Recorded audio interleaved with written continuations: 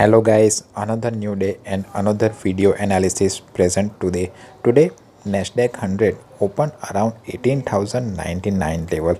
So I use 1 hour time frame, and at 1 hour time frame I will see that market exactly on our support level. So I am buying around 18,114 call option and see what happened.